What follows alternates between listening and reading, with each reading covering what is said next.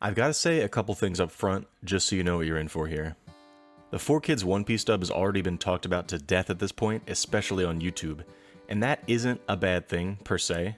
Creators like Redbard shone a spotlight on this dub and helped bring it into the collective consciousness of One Piece fans.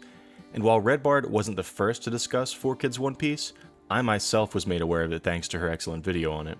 Well, if you clicked on this video, you likely already know about the 4Kids One Piece dub. And by the way, from here on out, I'm going to be referring to the 4Kids One Piece dub as 4Piece, so that I don't have to keep saying 4Kids One Piece dub. If you're not familiar with the dub or its history, go watch that video I mentioned before. I'll have it linked in the video description. So then, I'm very interested in media such as this 4Kids dub, but when I went online to find out more information about it, I found that a lot of articles online all basically echo the same information, and even poke fun at the dub in the exact same ways. I don't mean to hate on authors and creators here. I see the same type of thing on a lot of YouTube videos and YouTube shorts talking about the same scenes, hating on the voices, bringing up the plot holes. I even saw one video that pretty much plagiarized a bunch of sections directly from Redbard's video. If you know, you know. I'm not going to say any names. That said, what am I bringing to the table that hasn't already been covered better by well-known creators? I won't beat around the bush too much. The concept for the video is in the title, and the concept is this. The year is 2007. In this version of events, 4Kids is doing great financially, and the reception of both their in-house projects and localizations remains positive. The most recent season of 4Piece finished airing earlier this year, and audiences are clamoring for more. Though One Piece, as 4Kids has now come to understand, has a sprawling plot, and the localization requires a pretty significant amount of editing and censorship. Stay calm! Run for your lives! 4Kids needs someone to keep track of all the disparate plot threads, as well as make creative decisions about the future of the localization. And that person is me. In this timeline, 4Kids retains the One Piece English localization license and has hired me as the 4Piece director. A lot of the time when I've watched YouTube videos or read articles about 4Piece, they'll drop the question somewhere or wrap the video by asking, what would 4Kids have done if they had to localize future arcs like Marineford or Sabaody? And I wondered the same thing, and I was actually surprised when I looked it up and found that no one else had really dedicated a video to this yet. I know the series pretty well. It's my favorite manga, so I figured, why don't I do it? In this video, I'll essentially be creating a loose storyboard for each future arc, speculating about how 4Kids may have adapted the story in their own style, plot holes and censorship and all. And we start right where 4Piece left off, outside of Jaya. Or at least, that's what I would say. We have some things to talk about first. When I was planning this video originally, I was not expecting to have this entire section talking about the dub itself. It's been covered enough already, was my thought. I was originally going to do a brief rundown of the rules for adapting future arcs and then get right into it. But as I got further in, the threads started unraveling. You see, to do this, I wanted to be thorough. I'm not confident enough to speak in depth about something that I don't know well enough about, and I wasn't going to sit here and lie to you and say I had watched 4Piece before when I hadn't, nor did I want to parrot the same info that's already been covered. I thought I had a pretty good idea about the rules of 4Piece, what was allowed, what wasn't, the theme and tone, the plot holes, etc., just from watching the handful of popular videos covering the dub. But just to be sure I had all the pieces in order, I determined that I would actually watch the full 4Piece dub for myself, all 99 or so episodes of it. And now, having watched the whole thing myself, I found that I, and by extension you, have been misled. It seems there are spies among us. Maybe not intentionally, and maybe it just comes down to my perception, but there's a lot of things I believed about 4Piece going into this that are just untrue, having actually watched the whole thing. By the end of this section, you'll understand what I mean. Just to pique your interest, what if I told you that some of the so-called censored deaths of characters, such as Belle-Mère, Nami's mom, have not been accurately portrayed on YouTube? What if I told you that Belle-Mère is dead in the 4Piece dub, and so are other characters that died in the original show? So there you go, more on that later. But first of all, why bother watching the full dub in the first place? Well, if I'm to write a loose script for the rest of the future arcs, I need to have a solid understanding of the rules that 4Kid was bound by when making 4Piece, the target audience, the theme and tone, the stuff I mentioned before.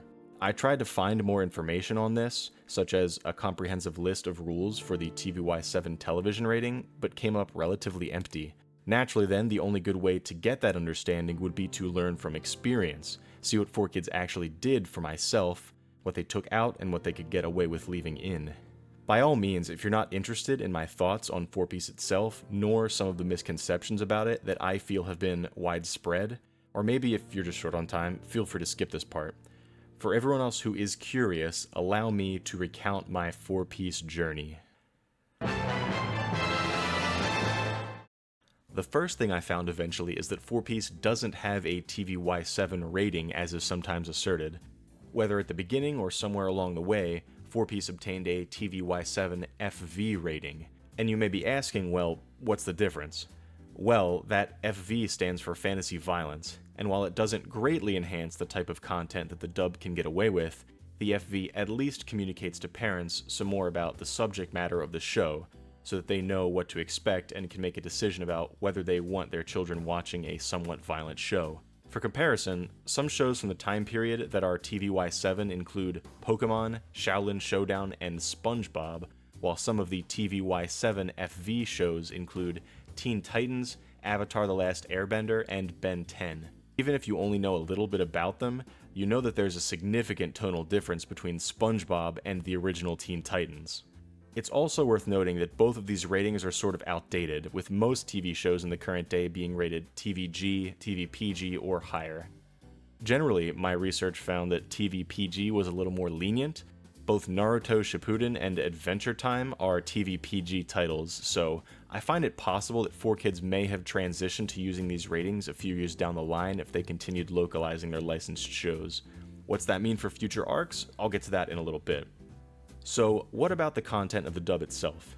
I promise I'm not here to say that 4Piece is super underrated and is actually a diamond in the rough. It's definitely rough, and it waters down the intensity of a lot of things. It has to be said that the original One Piece is often a goofy story, and it's just a fact that goofiness in Japanese media isn't always the same as goofiness in Western media. It's a little hard to put your finger on, but One Piece and similar anime in general often has a lot of visual gags, which 4Piece obviously also has. But 4Piece also layers on a fair bit of puns and funny voices, enough so that the tone of 4Piece just feels a lot more lighthearted than the original. Yeah! Now that was a barrel of fun. I have to say, most of the time this is just fine. It doesn't bring the show down per se, but it definitely reads more as typically American cartoonish than anime at times. Surely you jest. Don't call her Shirley. Again, that's not a terrible thing considering its audience.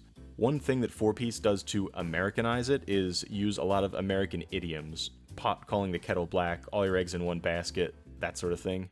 They even make a bunch of American pop culture references, But he sure is tiresome, our Smokey the Boar. which I find really funny whenever it pops up. Maybe our clothes make them think we work for Siegfried and Roy. They even changed all the episode titles, a lot of which are puns or references of some... The episode's called Pearl Jam? My jaw hit the floor when I saw this title card. I thought someone may have edited the video I was watching as a joke, but no, it's real. And it's referencing Pearl, the guy from Don Krieg's crew, if you didn't put that together. My episode notes tell me that the early episodes have pretty fair and consistent dialogue, but they kind of really ramp up the puns right around episode 32 near the beginning of Arlong Park. What's he doing now, Zolo? Evidently, he's putting his foot down. Speaking of Arlong Park, let's address a few things that happen here. For as much hate that a lot of the voices in this show get, I can't believe no video I've seen mentions the weird voice filter they put on all the fishmen's voices. The kid ate the cursed fruit! Oh, finish him off! I guess they were kind of going for an underwatery sort of effect, but it kind of just sounds like they're talking through a desk fan. Okay, the moment I teased earlier in the video. It's a pretty commonly discussed fact that 4Kids censored Belmare's original death scene by editing Arlong's big fish finger where his gun used to be. How about a nice room in a dungeon for the rest of your days? And a lot of commenters have just left it there and said that Belmare is still in Arlong's dungeon to this very day. However, in episode 31, Nojiko can be heard saying this. Mom's passed now, and Nami and I went in two very different directions. So as you just heard, clearly Belmare's death is directly referenced.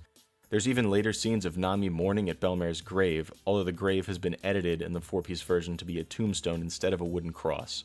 Even the One Piece fandom wiki gets this wrong and says that Belmare's death was, quote, written out of the story in this dub.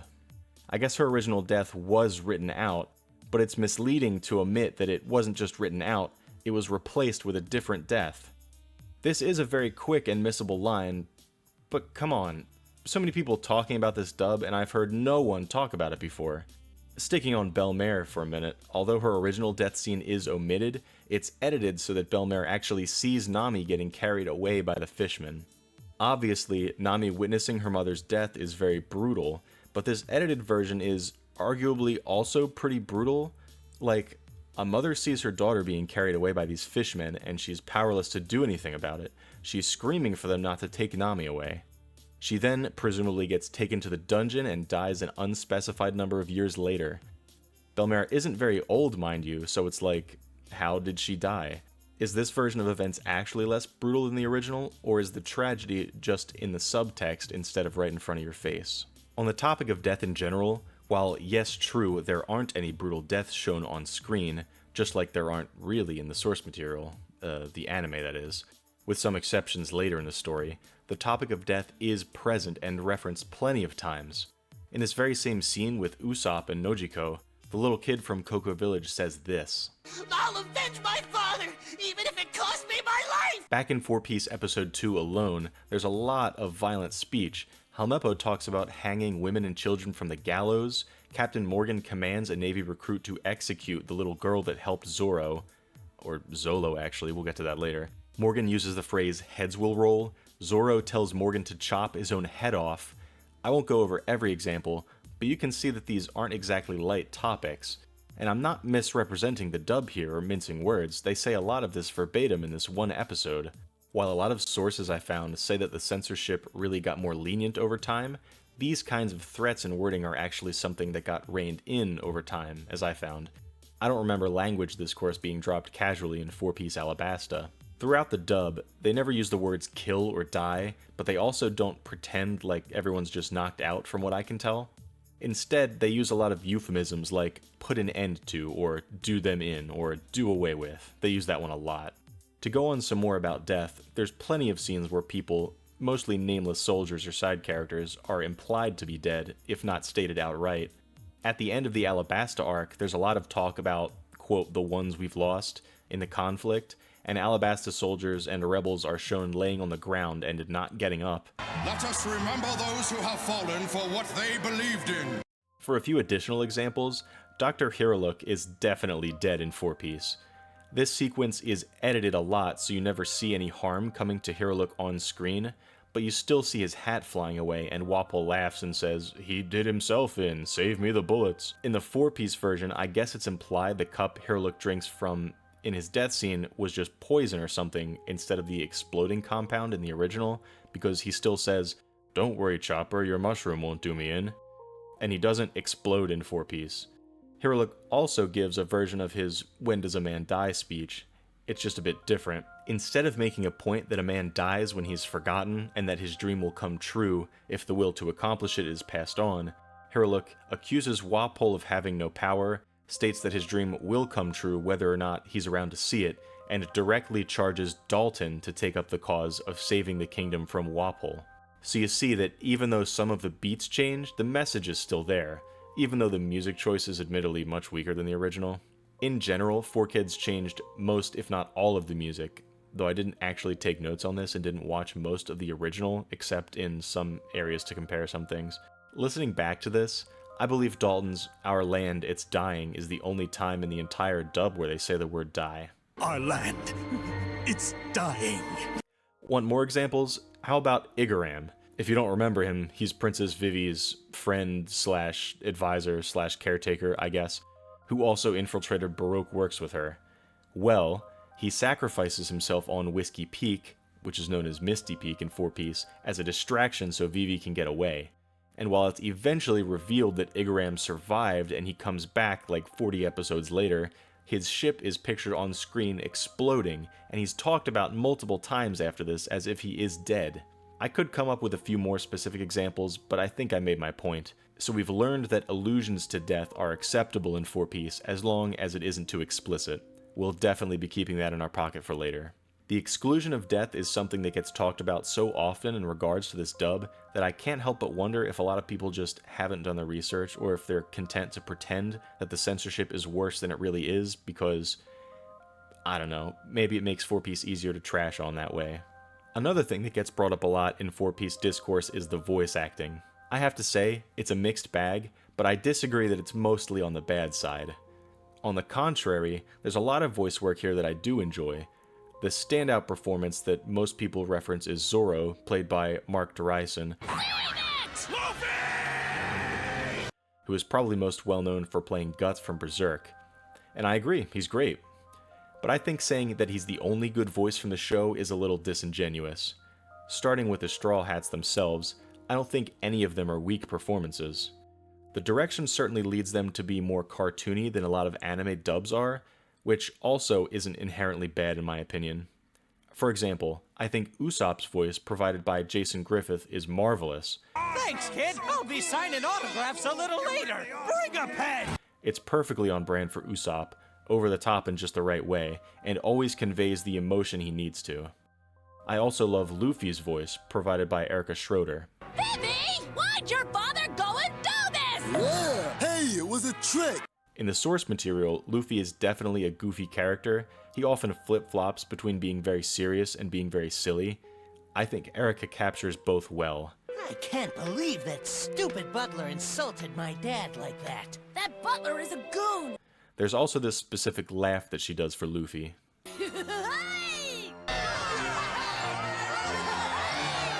Call it goofy if you want, I think it's iconic to this dub.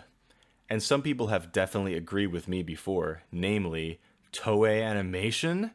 Ooh, what am I talking about? Well, on the tail end of doing initial research for this video, I came across 4Kids Flashback, and I'm really glad that I did. 4Kids Flashback is a podcast, I listen to it on Spotify, that hosts a whole bunch of voice actors and other people who actually worked at 4Kids on these shows. It's hosted by Tara Sands, who voiced a bunch of 4Kids Pokemon characters. She also recently played Urahime in the Jujutsu Kaisen dub, and Steve Yurko, who is currently a storyboard artist on Rick and Morty, and it appears he's done storyboard art for a lot of other shows and is a big One Piece fan, if his website is anything to go by. So why do I bring this up? Well, a few of the people they've interviewed on the podcast are the aforementioned Erica Schroeder and Jason Griffith. In Erica's episode, she recounts a meeting that she and other 4Kids staff had with Toei, where they were essentially teaching her about Luffy and how to play him, his mannerisms, his motivations and stuff. And one of the things that she created there was Luffy's laugh I mentioned. She said that they essentially had a laugh workshop until they settled on something that Toei liked. I got a lot of really good information for this video from listening to half a dozen 4Kids Flashback episodes, and I intend on listening to more. One big thing I got from them was the extent of Toei's involvement with the 4-piece dub. You remember how I just talked about that meeting they had about Luffy? Well, in another episode, Christopher Collette, who is a voice director for 4Kids One Piece, noted that while Toei were very involved in the beginning, after the dub got off the ground, 4Kids tried reaching out for more advice, mostly about plot lines and characterization for other characters, but came up dry. Toei wasn't giving them much information that was helpful to them. As a result, they were forced to guess about upcoming events, which made it hard to write scripts that included foreshadowing and to properly understand certain character motivations. It's worth noting that in 2007, around when 4Kids would air their final 4-piece episode, the Japanese anime would have just been wrapping up Enies Lobby, and the Japanese manga would have been in the midst of Thriller Bark. This info is extremely illuminating. Hearing that the 4-piece crew did not have access to a lot of story materials that would have been helpful to them really puts a lot of the dub's content in context, and I don't think this fact has been publicly available before it was said on the 4Kids Flashback podcast, which, mind you, hasn't even been airing for a year yet.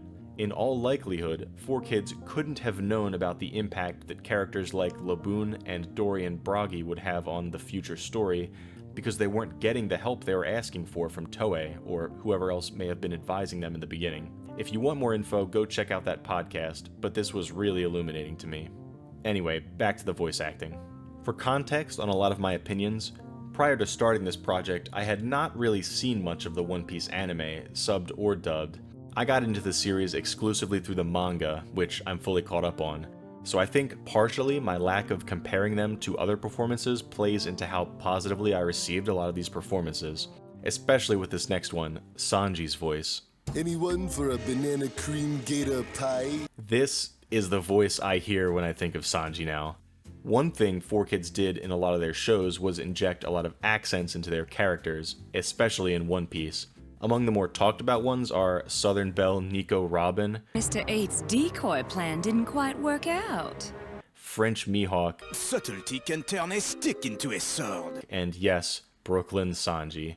Still on the topic of accents, I'm surprised so many people have talked about the ones I just mentioned previously, but haven't mentioned Australian Shanks, Now, for the last time, let the lad go. Russian Wapole, He did himself in! Saved me the bullets!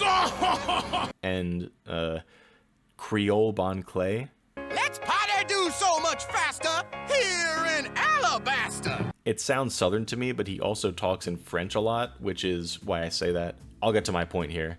A lot of people think the accents are goofy and unnecessary, especially for main characters. I happen to not mind them and appreciate the interpretation of these characters for the 4Kids audience. Are some of them a little on the nose and a little stereotypical? Yes. But they're also memorable, and in the case of Robin and Sanji at least, for me, they don't take away from the experience. Does the experience have a completely different vibe? Most definitely. But I found that if you stop rolling your eyes and just go with it, there's a lot of enjoyment to be had. In the adaptation, you also can't talk about Sanji without talking about the lollipop edit to censor Sanji's smoking. Another interesting fact I learned from the 4Kids Flashback podcast was that, according to Erica, most of the voice cast wasn't aware of the extent of the censorship that 4Kids implemented. She said they were aware of the lollipop and the necessity to censor alcohol and smoking, but not much else. Interesting detail.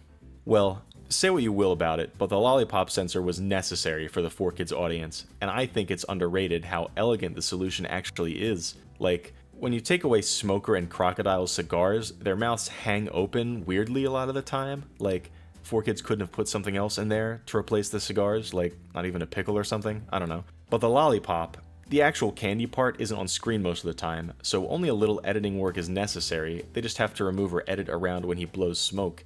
A lot of people are sat around saying the cigarette is part of Sanji's character, and I get it. Smoking cigs is definitely a different vibe than sucking on a lollipop. Maybe you think the combo of the lollipop and Sanji's voice makes you take him a lot less seriously, but I can totally hear the Sanji voice talking to Chopper at Enies Lobby, confronting Enel and Skypiea, and reuniting with Luffy on Whole Cake Island. Imagining these scenes with the 4Kids voices and changes is a big reason why I decided to take on this project. This just in, while I was editing this part, I looked to see if any new 4Kids flashback episodes had come out, and they actually got David Moo, the voice of Sanji, on their latest podcast. When I found out about the podcast originally, he was the guest I was most excited to hear from, but he hadn't been on yet, but now he is. So I listened to it, and I learned a couple additional interesting things about his time dubbing for One Piece. According to David, not only was Sanji's voice direction supplied by 4Kids the studio, and wasn't a creative decision on his part, but the voice direction was pre-planned before David even came on the project. He said that for the audition, Sanji was described as an urban tough type character, with the Brooklyn/Northeast accent being a mandate. So in essence, he just gave the exact voice they were looking for. David said that he was also under the impression that censoring the cigarette was more of a television code mandate and not necessarily indicative that 4Kids was toning down the overall maturity of the show. Anyway, go check out that episode. I'm going to drop in a few more of my thoughts about 4 Piece that I couldn't really fit in with anything else, but nonetheless I wanted to talk about them. You may be familiar with the fact a lot of scenes and some whole episodes were cut out of 4 Piece. This gives the entire production a lot quicker pace. A lot of the action is concise, there's not 30-second long sequences of reaction frames where no one's talking. It makes the show a lot more punchy and to the point, although if too much stuff gets cut out or edited, it definitely makes some scenes confusing and hard to follow. The biggest offender of this that I can remember are the scenes with the dog Shushu from Orangetown, where he's watching the pet store burn down and he gets hurt, and at some point I was watching and I was just like, what's going on? Was it edited like this in the original? And it definitely wasn't. If you're king of the pirates, then what am I? The emperor?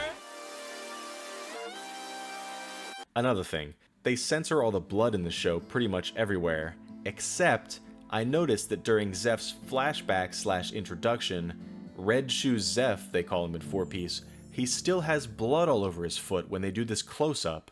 Like, what? It's obviously blood. Why didn't they just remove this or recolor the whole foot black like his boot?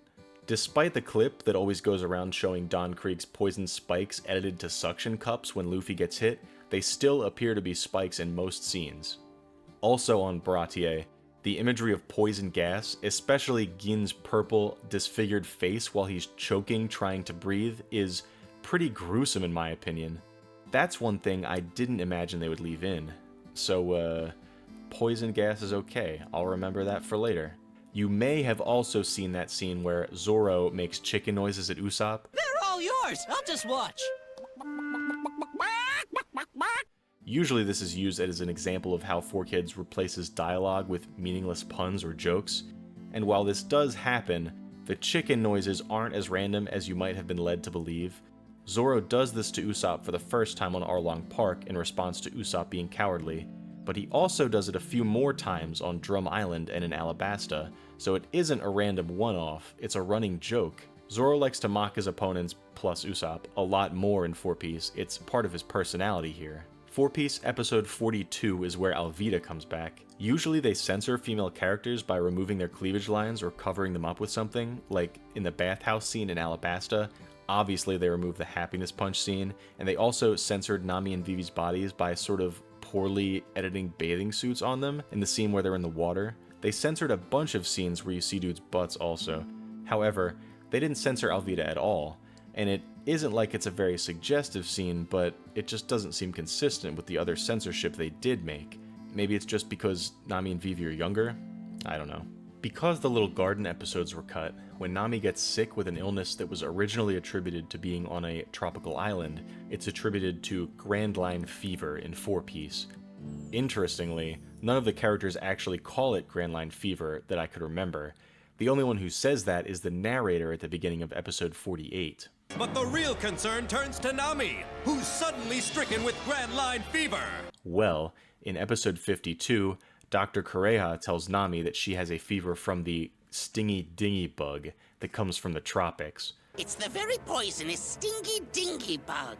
That's a tick that lives in the tropics. Although, in the four-piece version of events, the Straw Hats never go to a tropical island, which means either the writers forgot that they cut out Little Garden, or this is a retcon and they retroactively made Little Garden canon somehow, which can't be the case because Mr. 3 never mentions it when he comes into the story later. So, I can only assume that this was either a mistake or they couldn't come up with anything original to explain Nami's illness. Since Laboon and Crocus were skipped, they also skipped Crocus giving the Straw Hats the log pose, which is called the Grand Compass in Four Piece. Because of that, they edited together a sequence where Usopp falls over and a Grand Compass just falls out of his pocket, which then cuts to a flashback of Yasopp saying that he was giving it to Usopp for the future.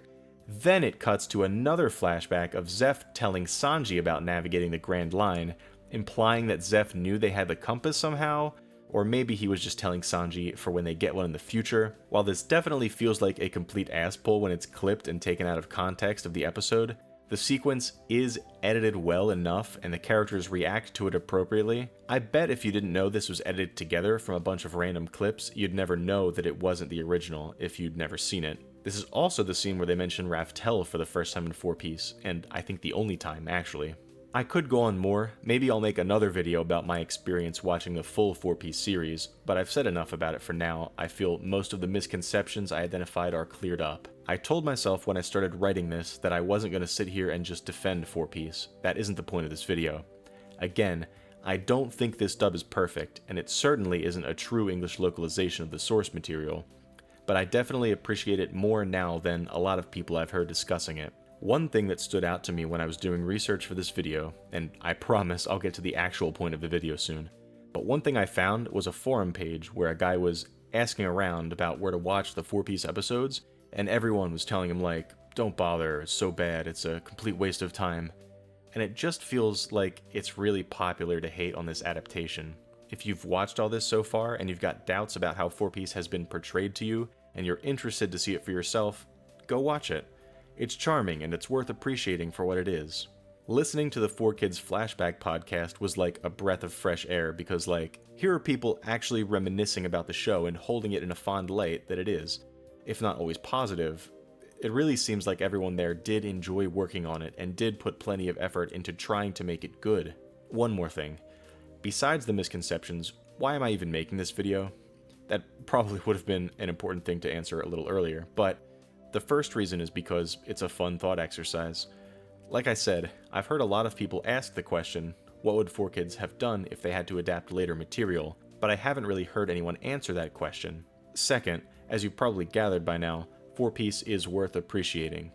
Even if you can't appreciate it like I do, even if you can't get past the funny voices and excessive editing and censorship, 4-Piece is an important piece of media in the history of Western One Piece adaptations, and no doubt introduced a lot of Westerners to the series. For anyone who was introduced to the series through 4-Piece, to anyone for whom this dub has a special, nostalgic place in your heart, this video is for you.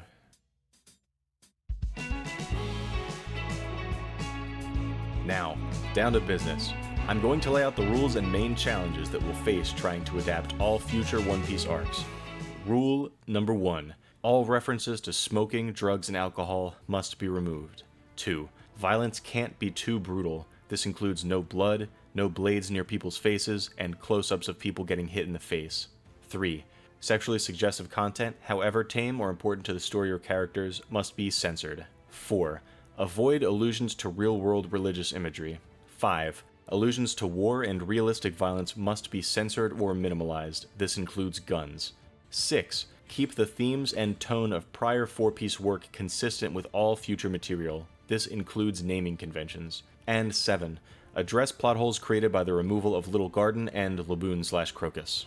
While I tried to do research regarding a comprehensive list of what can and cannot be included in a TVY7 FV show, I came up short on the internet, so I developed this list of rules purely from my experience watching 4-Piece. You might be asking, why include number 7? If I have full control, wouldn't it be easier and better to go back and dub the Laboon and Little Garden arcs? You could be right, but that would kind of defeat the purpose of a large part of this thought exercise. I think the exclusion of those arcs present an interesting challenge for my fictional future adaptation of the source material.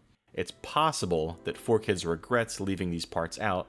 In the One Piece Pirates Carnival video game, both Dory and Broggy and Laboon are present in the game in small roles, so obviously they were comfortable with using the characters themselves, divorced from the context that made them not adaptable in the actual show. Nevertheless, in our version, they stay out. That's not to say that those characters won't exist in our version, the Straw Hats just will not have encountered them initially on their early journeys in the Grand Line. So, them's the rules. With all that information said, now, I finally feel ready to start talking about the adaptation. Our story picks up with...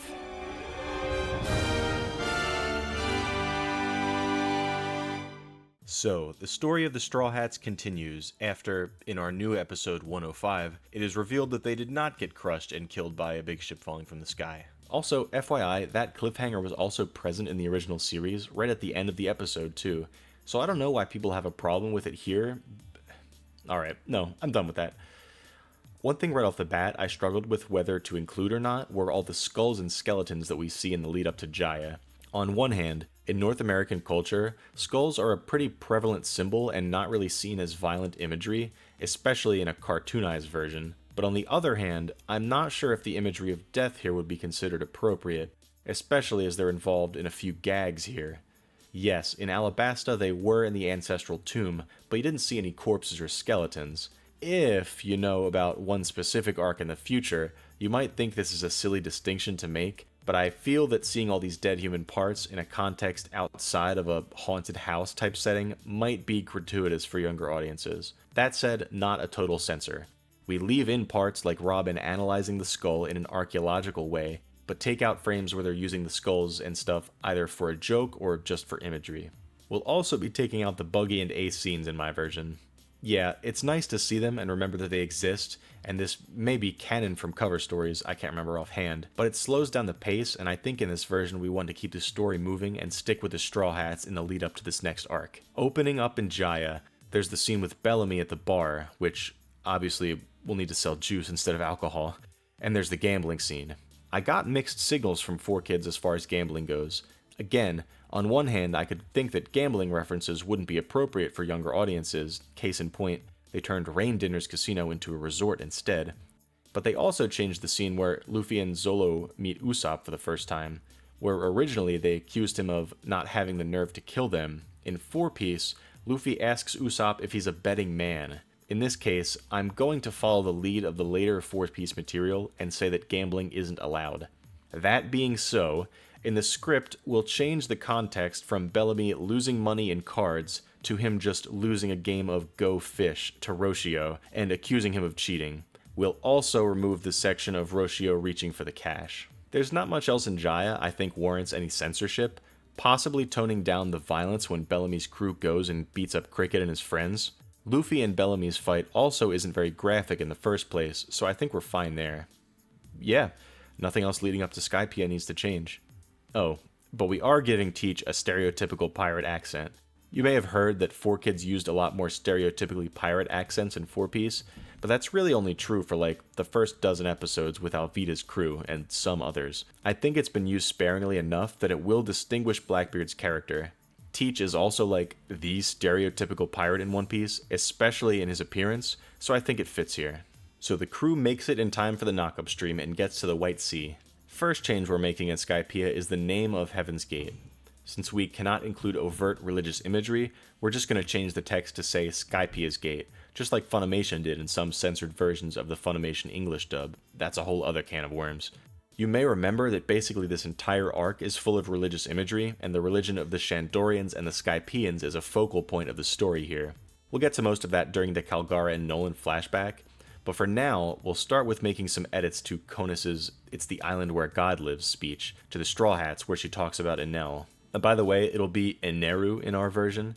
The official manga translates his name as Eneru, and so does the official Funimation dub. Quick anecdote from me, I was talking to one of my friends about reading this arc.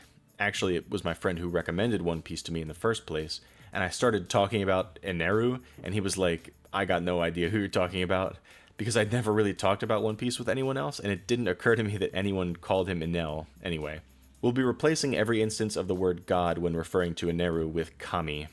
Yes, that literally just means God in Japanese, but Western audiences wouldn't know that. Also, we'll edit Conus's speech to recontextualize the people's relationship to Eneru. It could be something like this. Conus: that's the island where the Kami lives. Luffy: someone called Kami lives here? And that means Nami isn't allowed to go on the island?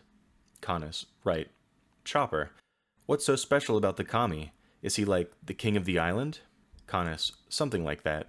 I'm sure you saw the sign that said Kami Land Skypiea on your journey here. That means this land is the domain of the Kami, supreme ruler Eneru. The rest of the scene will be mostly the same. Conus talks about Eneru being all-seeing and stuff. Then Zolo chimes in. Zolo: huh, yeah right. Chopper: what, you don't believe Conus is telling the truth? Zolo: it's not that I don't believe her, it's just hard to believe in the first place.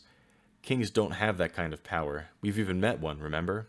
Sounds more like a story that the king here made up to keep his subjects from misbehaving. So we still have Zolo defying the others by casting doubt on Eneru's legitimacy, just in a different way. He even refuses to call him Kami, referring to him only as a king, using only terms that he knows and understands. As far as names go, Upper Yard will stay the same, as will most other things. Some of the work has already been done for us since the officially localized game One Piece Pirates Carnival released while 4Kids still was in possession of the localization rights. The voice actors in the game are also the same as in the show. Well, apparently they included some material from the game which wasn't yet adapted in the show, namely Mocktown and Skypiea, and Satori is in the game and calls himself Satori of Vars and Vassal of the Illusion Forest. So, Eneru's priests we will be calling vassals. Now, if there was one thing I really was considering changing from established 4-Piece canon, it's one thing from this game. In Pirates Carnival, Wiper appears in the game also, and you know, a lot of the Skypiea residents have names for the Straw Hats. They mostly just say Blue Sea People. I think they get called Blue Sea Monkeys at some point too. Well, in the game, Wiper calls them, prepare yourself, Gravity Blue Riders. That barely makes sense in the context of what Wiper knows about people from the Blue Seas. I was highly considering changing this, but it is technically 4Kids canon. I found out during researching this part that the Funimation dub actually censored some parts of their script when airing on certain channels, and they used Gravity Blue Riders also during these edits, so I guess we're going with that. Speaking of Wiper, I guess we'll make his dial bazooka like slightly purple. It already looks a little purple to me in some scenes, unless my eyes are just quitting on me at this point. Wiper's cigarette or whatever he's got also needs to be changed, but instead of removing it, we'll recolor it and slim it down to just look like a wooden toothpick. On the topic of character edits, it was here that I realized a lot of the future material might be more problematic to adapt than I originally thought. Not because of violence or religious imagery or things like war and slavery, but because of Nami. I did not remember her wearing this, little in most arcs, and it's a bathing suit, so it's like whatever, right? But the showiness of a fair number of female outfits kind of really ramps up in the story beginning here. You could argue back in Alabasta if you wanted to. So I think as long as it doesn't look too bad, we'll take the approach that 4Kids did in Alabasta, where they just erased some cleavage lines to not draw as much attention to those areas. We'll recontextualize the sacrificial altar that the merry-go lands on to instead be a ritual site. Robin will comment that this might be some sort of battleground where Skypeans fight to entertain the kami, and Chopper thinks about what might happen to him if he lost a fight against one of them, i.e. they'd cook him up. As for some of the violence, most everything in Skypiea is fine with minor edits. For a few examples, when Kamikiri tries to fight Eneru, he stabs Eneru through the top of his head with his spear, which of course does nothing since he is a Logia user.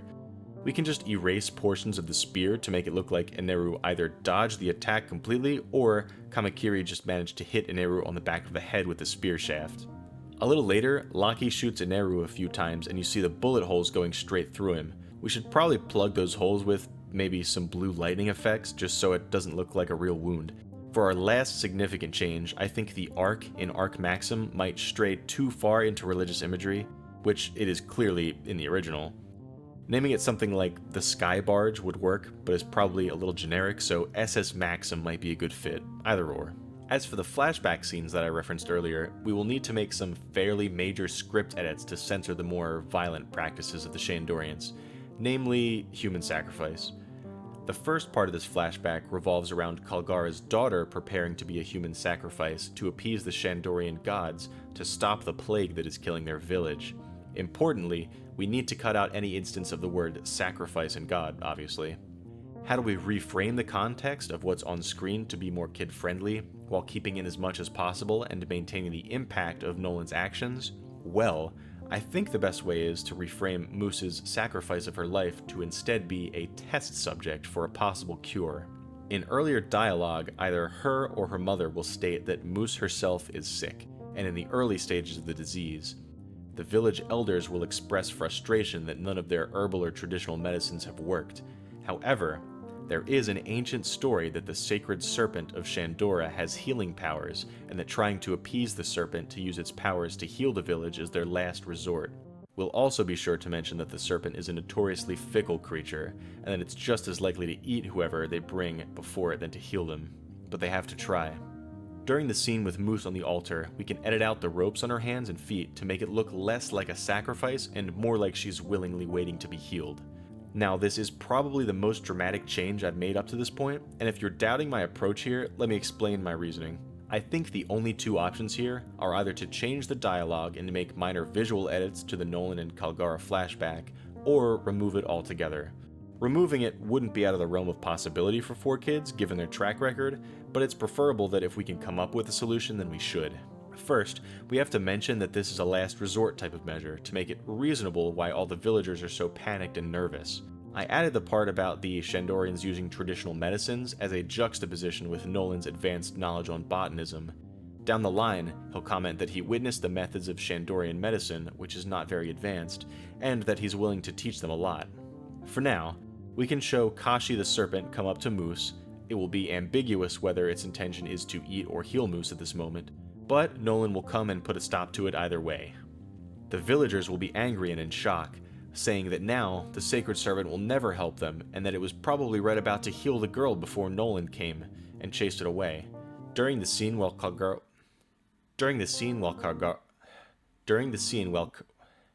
Oh my gosh. During the scene where Calgara tosses Moose a dagger and tells her to give her life as a sacrifice to the gods, we'll change the script to Calgara instead commanding her to pick up the dagger and help him fight Nolan. We'll also visually edit the angle that she's holding the dagger to point more outwards. In this context, Nolan's effort to smack the blade from her hands will be accompanied by him saying that he's just trying to help them and that they should settle this peacefully. Nolan's next speech will still be about the triumphs of explorers and researchers that came before them, and he'll scold the Shandorians for trusting in evil beasts over trusting any outsider that steps on their island, that not all outsiders are dangerous to them, and that human cooperation is the vessel for progress. The rest can be the same, even the Kona trees and the reason that the Shandorians are so protective of them.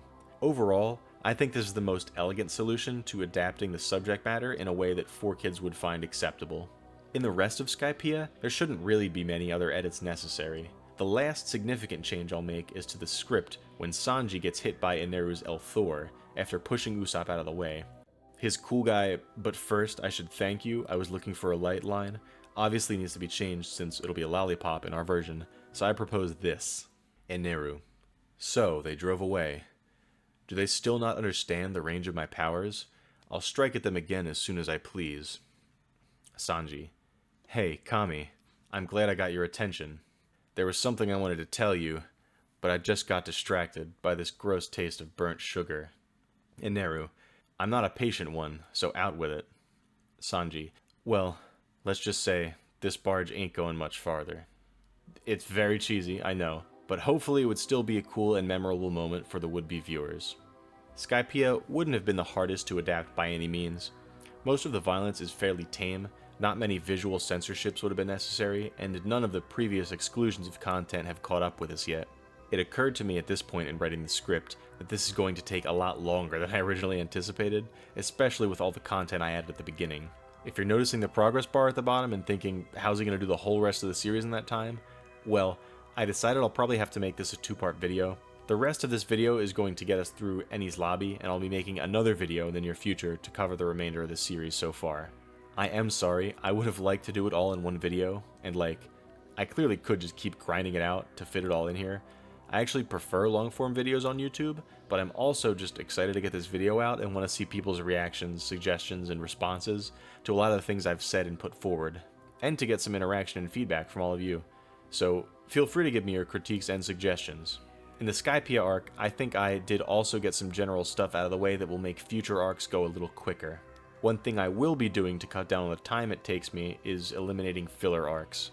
If you didn't know, while 4Kids did cut out some filler in 4-Piece up to Alabasta, they adapted some things that fit really tightly in with the canon story, like Sanji's cooking competition in Rogue Town, and they even dubbed the whole Rainbow Mist filler arc. That's cool and all, but I am just uninterested in most of the One Piece anime filler, so I'm going to skip it in my adaptation. Anyway, moving on to... To be honest, I'm having trouble deciding whether Long Ring Long Land is something 4Kids might have cut out if they got this far. On the surface, it doesn't seem very consequential in the greater story. Actually, I just had a thought. I wonder if the scriptwriters and the production team were actually aware of what was anime filler and what wasn't, or if they even cared. Like, they skipped some filler in 4-Piece but left in others. I get the idea that they weren't considering it non-essential, and that they just removed whatever they felt made the pacing slower or wouldn't be as interesting for the viewers. It didn't matter to them whether it was filler or not. That's just my speculation though. On the other hand, Long Ring Long Land is a fun interlude type of arc that seems perfect for a younger audience. Like, the entire arc is just the Straw Hats playing games. That said, I think I want to leave in Long Ring Long Land. But speaking of filler, I wasn't aware of how much they added to Long Ring Long Land in the anime.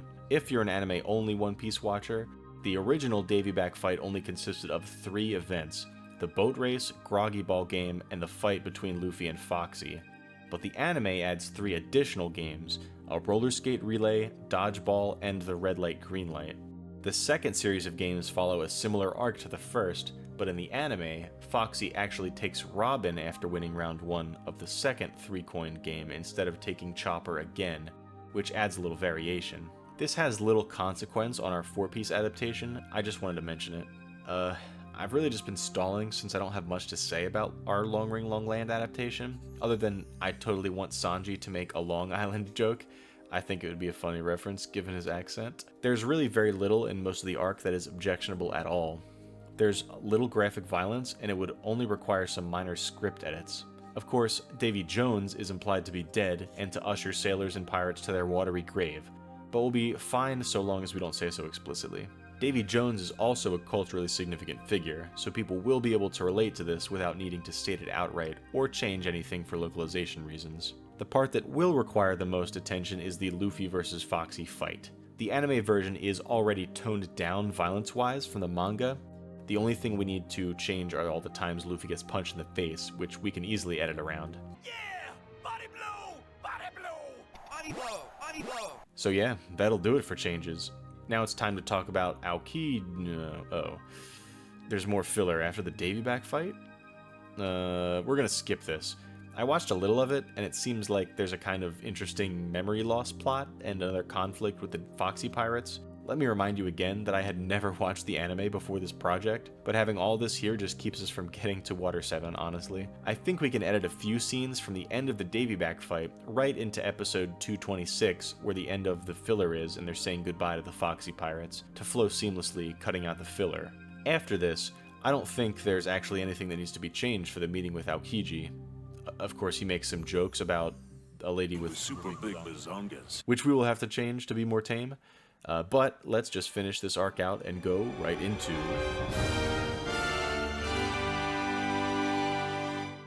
one of my personal favorite arcs in the manga, Water 7.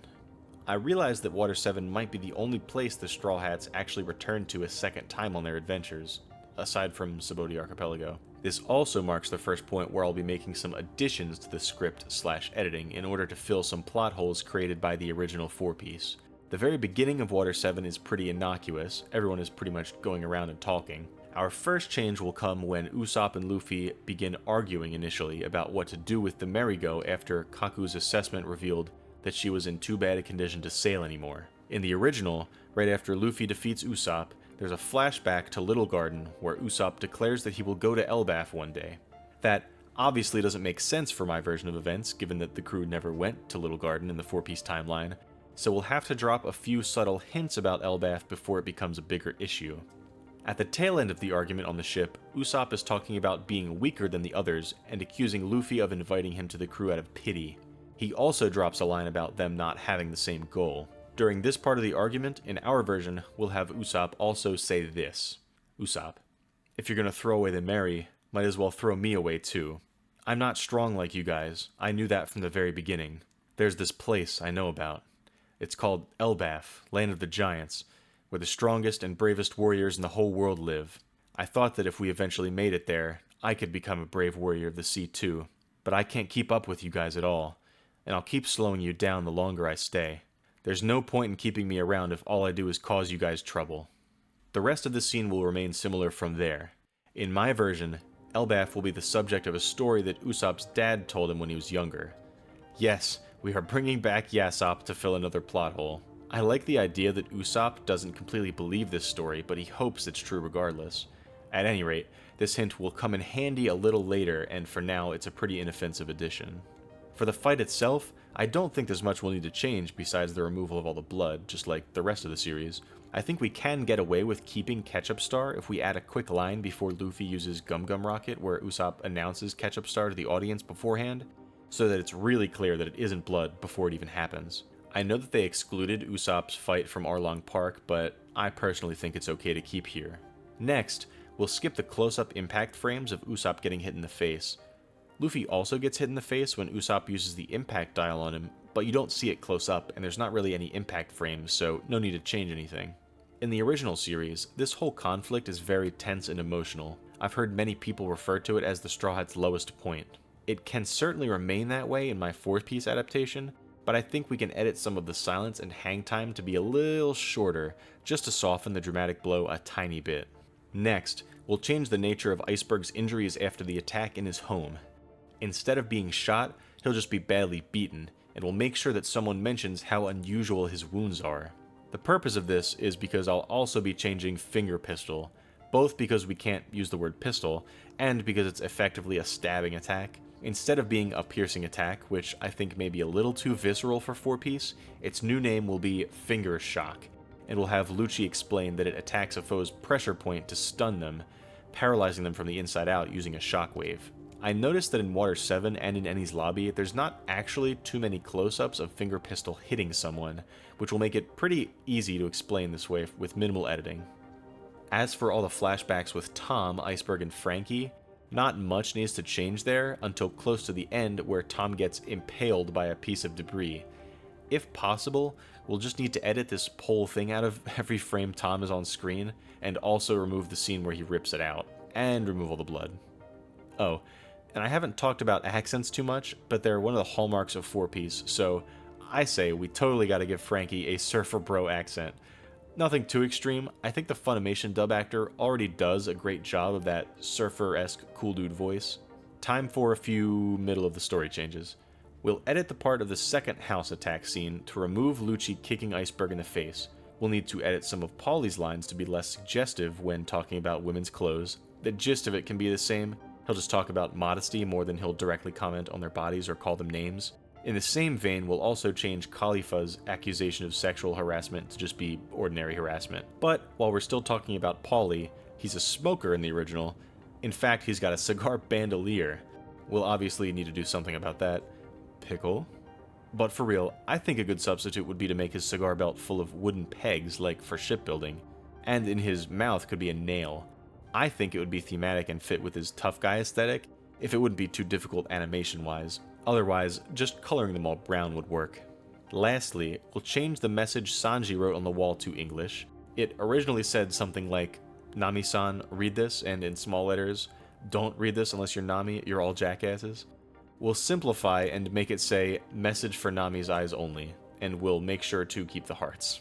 It's probably approaching 2 years since I read Water 7 originally. I gotta say, I don't always remember how funny this manga is, or the show, in this case. The Michael and Hoikel joke with Paulie and the other Galila guys caught me off guard. In a relatively serious moment, it's so good. I watched this scene many times. I don't know why I find it so funny. I think it would also be funny if we changed the names to Howie and AJ as a reference to the Backstreet Boys, since the original characters are from somewhere called the Backstreet District. Parents watching would totally get the reference. Hey, quick tangent. It might up being a slightly longer tangent, actually. I play the One Piece card game. It's awesome. That's not what the tangent's about. There was actually an older One Piece card game, if you weren't aware. I wasn't aware until I watched Red Bard's recent video on it. It came out in 2006, and I did a little research into it, and I noticed that the Mihawk card is not censored in the same way that 4-piece is to make the crossguard of his sword smaller, which is confusing to me since 4Kids was involved with the card game. They had the license at this time. There's also a lot of other inclusions here I wouldn't expect, like putting Laboon and Crocus in the game. This makes me sort of think that, contrary to the popular belief that Laboon was cut from the 4-piece story for censorship/violence reasons, that they may have just skipped him because they thought it wouldn't be entertaining or important enough in the future. I have no idea why they skipped Little Garden if this is the case. What's more is that the designers of the cards look like they had a pretty good idea of the story based on the flavor text. At least a little bit. Calling Usopp a brave soldier is pretty on the nose, pun intended. I like how they gave every character a title in this game. I wonder what some of the other Straw Hats... Hey, at least they made his power higher than Zoro's. Let's go, where are my Sanji fans at? There's literally so much to unpack with this card game, pun intended, again. It's actually a subject that I will likely revisit on this channel. So why am I talking about the card game in the first place? Mainly as a curiosity because of the Mihawk thing, but I also noticed that Dory and Broggy are included in the game. Not only are they included, but they changed them from being giants to ogres for some reason. And not only are they ogres now, but they renamed Elbaf to Airbath. I guess because of how it's pronounced in Japanese. This is a 4Kids product, thus, just as the video game, I have to consider this 4-piece canon that I cannot change. The ogre part is actually contradicted by a different card I found. On the downside, the game didn't appear to last long and only got 2 English sets from what I can find, so we can't use this for any future research, sadly. Back to Water 7, there's so much to like about this part. Like Sniper King. I can only imagine what the 4Kids version of the Sniper King song would be like.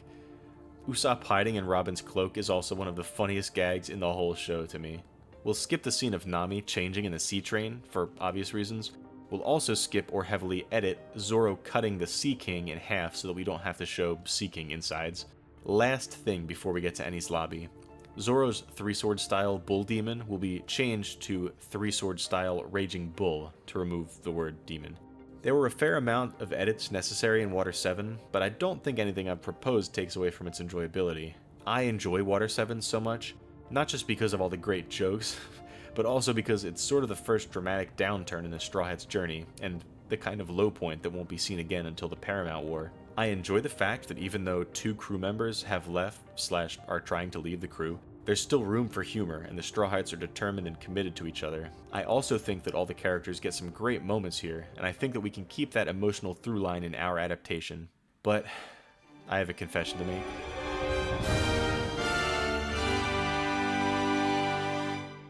I sort of disliked Enies Lobby during my initial read-through.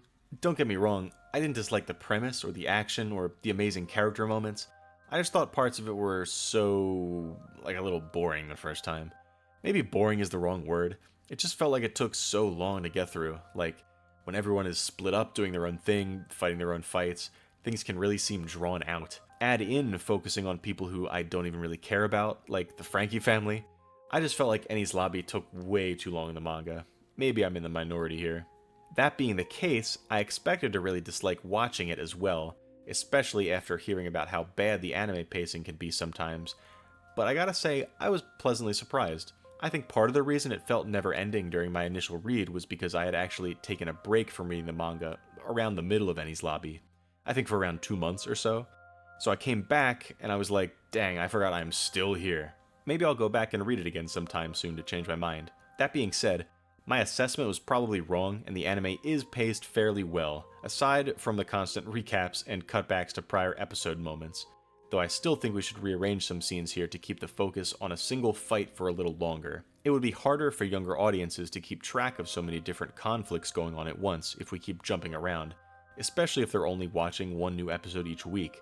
There's also a lot of recaps in Enies Lobby and repeated content in a lot of these episodes, like I mentioned. I can't remember if these were there before, starting in an earlier arc, and I just didn't notice until now, but we should cut out as much repeated content as possible. I don't have a great segue here. Usopp being Zoro's sword is my favorite moment of the arc, full stop. Okay, we have a lot of changes to make in Enies Lobby. A lot. There's a lot of fighting, which means we'll need a lot of editing to tone down the violence. There's the matter of Oimo and Kashi. We'll get to it. First off, we're introduced to the other CP9 members. We gotta cut or edit all the scenes where Kumadori wants to kill himself. I don't think we can include the scenes of Kumadori stabbing himself. Even though it isn't even graphic and he doesn't even get hurt, it's the idea of him stabbing himself in the first place that's objectionable, just like Kaya earlier in the series. That, unfortunately, also means we'll be cutting some character moments for the members of CP9, but it's a sacrifice we'll have to accept. Speaking of violence, one of the more pervasive tonal aspects of Enies Lobby is how Robin is physically and mentally treated by the world government. Specifically here, how she is treated by Spandam and the rest of CP9. Spandam is generally very brutal with her. It's stated many times before and after this point that Robin essentially made a bargain for the life of the other Straw Hats, her life for theirs. She's going to be executed, which I think we can generally keep as long as we don't make it too explicit. There's been times before in 4 Piece where execution is brought up, as I've mentioned. Matter of fact, they said that they hung Roger from the gallows every single time before the intro theme, so it has to be acceptable to a certain point. What is pretty bad that we'll need to change is how violent Spandam is, especially towards Robin. There's lots of times where he picks her up by the hair, kicks her on the ground, kicks her or punches her repeatedly, throws her around, stuff like that. And obviously this serves to make us dislike him for hurting her, an essentially innocent person, and helps us empathize with Robin for putting herself through all this for the sake of the people she wants to protect. But some of it is just too violent for 4Kids. There are some things we can do to leave in as much material as possible, such as editing whenever Spandam grabs Robin by the neck to him instead grabbing her clothes or her shoulder, but I'm afraid we'll need to cut around a reasonable portion of these Robin abuse scenes. Luckily, there shouldn't be too much important exposition or character moments that will be left out if we exclude those things. To speak a little more about Robin, let's address how we'll handle the O'Hara flashbacks. In the original story, O'Hara was subject to a buster call and nearly all of the island's residents killed, including innocents on a boat that was blown up under Admiral Sakazuki's orders. I think you'll find it surprising how much of what is on screen we can actually leave in. Aside from Clover, Saul, the aforementioned boat of innocents, and the scholarship that Saul's crew blew up near the beginning of the flashback, we don't actually see anyone being harmed in this flashback. That's actually a lot of people, but we can make it work. In the Saul part, we can show the Navy firing on the scholarship, but cut the scene that shows corpses aboard it. As for Sakazuki blowing up the evacuation ship, I think we can safely leave it in. If 4Kids thought it was okay to blow up previously mentioned Igaram's ship, who was implied to be dead for a while, and since this scene doesn't show any graphic violence, I think it's fine to leave in, especially since it also serves to characterize Sakazuki as someone who will pursue their idea of justice at any cost, even if it means hurting innocents. For Saul, like any other instance of blood, we can just remove it, and his eventual defeat comes at the hands of Kuzan, who freezes him solid, not very graphic at all. So the only thing we will really need to change visually is Clover being shot by Spandine. For this, we're going to get a little help from our friend, the finger gun. But I promise this one actually makes sense. All we need to do is visually move Clover closer to Spandine and edit a pointing finger onto him instead of using his gun. This makes more sense than Arlong pointing at Belmer, since CP9 actually has an ability that turns their finger into a weapon. Instead of the Gorosei commanding Spandine kill him, they will instead say silence him, after which Spandine will mutter finger shock. We show him pointing at the falling Clover, who will be badly stunned by the attack due to being an old man. Maybe this gives Spandine a little too much credit. We don't ever actually see him using any of the Rokushiki in the original story, but it makes enough sense. Aside from this small visual censor, most of the script can also remain intact. I wouldn't change any of the names or other references here. The only big way that we do need to edit the script is to leave the fate of O'Hara slightly ambiguous. This shouldn't be hard since, as I mentioned, we don't see anyone on O'Hara actually die on screen, so we can just use the same ambiguous language 4-Piece typically uses, like O'Hara was destroyed or the scholar's research was lost forever. We can indirectly imply that no one else but Robin made it off the island without directly stating it, is what I'm saying. Something I noticed that I think is kind of funny is how the 4-Piece Robin's voice gets mocked sometimes for being southern, and this choice was likely made because she wears a cowboy hat, but the English Funimation dub gives Saul a southern kind of accent also, and Saul wears a cowboy hat. I find it ironic. I should say I really like Saul's VA in the Funimation dub. Oh, on the topic of Saul, his dere shi shi shi laugh, it's really iconic. I think it's one of the earliest characters in One Piece to have a really distinct laugh, but I don't think dere shi shi shi shi is a very believable English laugh. Like, it definitely isn't believable in any language, more than likely, but I think we should change it to something 4-Piece viewers could relate to better. So I vote that we change Saul's laugh to more of a har har har type thing. I try to imagine Robin saying har har har to herself in the boat floating away from O'Hara, and I think it still has that serious contrast of saying a really silly laugh in a really gloomy situation. That's the end of O'Hara, but one more anecdote. The O'Hara flashback makes Sengoku look really evil. I don't remember him looking this bad, but maybe I'm just misremembering. Another flashback we see at Enies Lobby is that of Rob Lucci's past, which is probably the most violent thing that happens in this arc. As a child, Lucci kills a whole bunch of captives that he was sent to rescue, then kills a bunch of pirates as well. I think the best course of action with this is to just show the flashes of the people Lucci defeated, and have someone give a few sentences of exposition about Lucci's past. Aside from deepening Lucci's character a little, nothing really important comes up in this flashback anyway. Finally, we can come to the first major plot hole created by the absence of prior material, namely the cutting of Little Garden, and that's Oimo and Kashi. In case you forgot or aren't familiar, 4Kids removed the Little Garden arc in their adaptation, which is where the Straw Hats meet Dory and Bragi and learn about Elbaf for the first time, or Airbaf in this case. Oimo and Kashi are also giants that were extorted by the world government into guarding Enies Lobby. You see, Oimo and Kashi were tricked into believing that the Navy had captured Dory and Bragi 50 years ago, but would release them if Oimo and Kashi worked for them for a certain amount of time. In the original, Usopp realizes this isn't true since they met Dory and Bragi not very long ago, and even gives an impression of the giants' laughs to prove that he met them. This convinces Oimo, who then goes on to turn against the Navy. So the question is, how would Usopp get Oimo to side with him if he never met Dory and Bragi? Well, I have already hinted at my solution to this 4Kids plot hole, which is that Usopp gained prior knowledge of the giants from his father. You see, it's been established in the story that the red-haired pirates are friends with giants, specifically Dorian Bragi. In canon, whether or not this occurred before or after the red-haired pirates left the East Blue for the last time is not clear to me, but for our sakes, I'll assume that Yasopp encountered Dorian Bragi and then went on to tell Usopp about it before deserting his family. I already had Usopp reference this once back in Water 7, and he will exclaim his surprise at realizing giants are real when he sees Oimo and Kashi for the first time. You see, Usopp only half believed his father's stories at first, but now he knows they're true. He knows about Dorian Bragi from Yasopp, up to and including their mannerisms. Imitating the giant's laugh sounds like something a father would do when telling his son a story. And yes, we are probably giving Yasopp a lot more credit than he deserves, but we'll do what's necessary. So that's just it. Usopp tells Oimo that Dorian Bragi can't possibly have been imprisoned for 50 years, since his dad saw them less than 20 years ago. In fact, they're probably still on Little Garden. Usopp will appeal to their pride as warriors and express about how much he wants to be like them. This convinces Oimo and inspires him to set out and find his giant captains again after taking revenge on the Navy for deceiving him and Kashi. Obviously, we need to cut the parts of the flashback where we see Dorian Bragi and the Straw Hats together, but we can keep the rest. Plot hole closed. Is it a little less believable? Is it a little bit of an ass pull? Maybe. Definitely, yeah. But it relies on a previously established ass pull, at least, being Yasopp, so we are, at least, being consistent with prior four-piece material, and we are undoubtedly supplying a reasonable out of this plot hole. I'm satisfied with it, but I know this is one of the bigger ones that gets brought up in four-piece discourse, so please let me know what you think, or if you have any other better ideas. Next, we'll go over some naming conventions.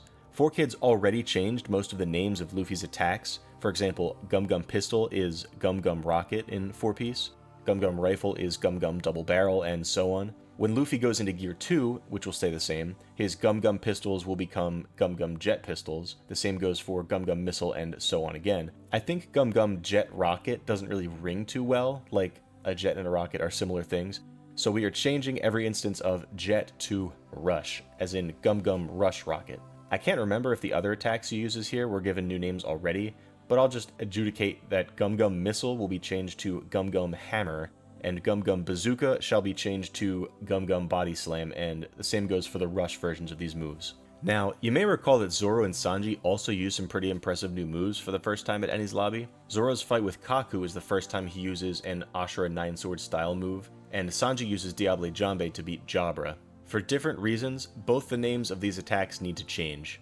We can't say Demon for the same reason we couldn't say Devil, as in Devil Fruits, which changed to Cursed Fruits in 4-piece. So Zoro's Demon Aura 9-sword style Ashura will be renamed Fighting Spirit 9-sword style Warrior. As for Sanji, it might not seem like there's anything wrong with the name Diable Jambe on the surface, but there really wasn't with any of his other special attack names either, most or all of which 4Kids already changed. The main reason I think this was done was to remove all the French food terms, which might confuse kids. If you weren't aware, Jambe just means leg in French, and of course Diable means devil in French, and also in Spanish. Thus, in my version, Diable Jambe will be renamed Inferno Flambe. And I know that might seem like a contradiction of the French cooking terms rule, but at least in my perception, flambe is a very widely understood word. It even sounds like flame, so you could intuit what it means even if you don't know the word previously. But anyway, I think its use is reasonable here. We are nearing the end of Enies Lobby now. Let's take a look at one of the main fights in the arc, the ones involving Khalifa, who decided to take a bath in the middle of the fight for some reason. The parts leading up to this with Sanji shouldn't require any changes, but once Nami enters the room, things get a little steamy. I think we can cut around parts where we see Khalifa's silhouette or where it shows a little too much, and also probably speed through the part where she's getting out of the bath and changing so that she just kind of appears in her normal clothes. A little awkward editing-wise, yes, but we don't have many great choices aside from the probably harder task of editing a bathing suit or something on her like they did for Nami and Vivi in Alabasta, which frankly looked kind of horrible. Either that or we just add a lot more bubbles. Aside from that though, the rest of the Khalifa fight is fine to stay. This is all essentially wind down from the tension and drama of earlier events in the arc. But there is some new stuff here, like being introduced to Garp, who is now a lieutenant general instead of a vice admiral, per the card game. Does that mean the 3 admirals should be generals instead? We also meet up with Kobe again. Usually I've said that we should remove the prior episode flashbacks, but Kobe was literally in episode 1 and didn't stay around for too long. Younger audiences may have forgotten he exists, so we can keep some of the Kobe flashback just to remind us of who he is, and to compare him to what he used to look like. No other changes necessary with these meetings. The big thing that we need to fix in the end of Water 7 is how Frankie joins the crew. Clearly Robin cannot crush Frankie's balls in a 4Kids show. I think it would take a reasonable amount of editing, but we have to edit around this somehow. Here's what I do. First, we cut out the Straw Hats stealing Frankie's shorts. In my version, the Straw Hats are still trying to bait him into coming with them, so Luffy goads Frankie by telling him that the ship sucks to get Frankie to chase them to the shipyard. We will, of course, cut out scenes where Frankie is showing his bare ass. In the scenes where we really can't, such as when he's standing in front of the Sunny, we'll have to edit shorts on him. It shouldn't be that hard since most of these shots are not close-ups, and there isn't much fabric. Then, we'll change Robin from crushing his balls to twisting Frankie's arm. And we'll have Zoro say something like, "Talk about twisting your arm," literally, which would be very on-brand for 4-piece Zoro. Zolo, actually, I can't forget that. Well, I hope this isn't an anticlimax for this first video, but that's the end of Water 7, and that's all I'm going to cover right now. So do I have any final thoughts? I don't know. I said a lot of my overarching thoughts towards the beginning, and thinking about all these changes has left me brain dead at this point. I expect that a lot of people won't like or accept a lot of the changes I proposed here.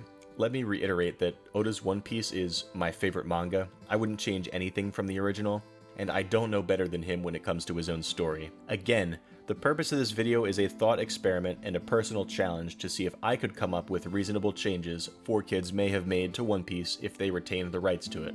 When will I make the next video? I don't know. Maybe soon. Very soon if this video gets a good response. Hey, if you made it through this whole thing, thanks for listening. I really do hope I could entertain you with my thoughts. Go check out the One Piece TCG, it's awesome. Go listen to the 4Kids Flashback podcast. It's also awesome and really illuminating, and if you like 4Piece and this kind of media stuff, then you'll be very interested. A bunch of episodes have been released since I started writing this script that I haven't had the chance to get to, including an interview with 4Kids Nami's voice actor, Carrie Williams. I'm certainly not sponsored by either of these things. I just wanted to direct you to things that I think you'll like, that I like. Until next time, when I pick up with Thriller Bark, I'll catch you later. Bye! I'm through.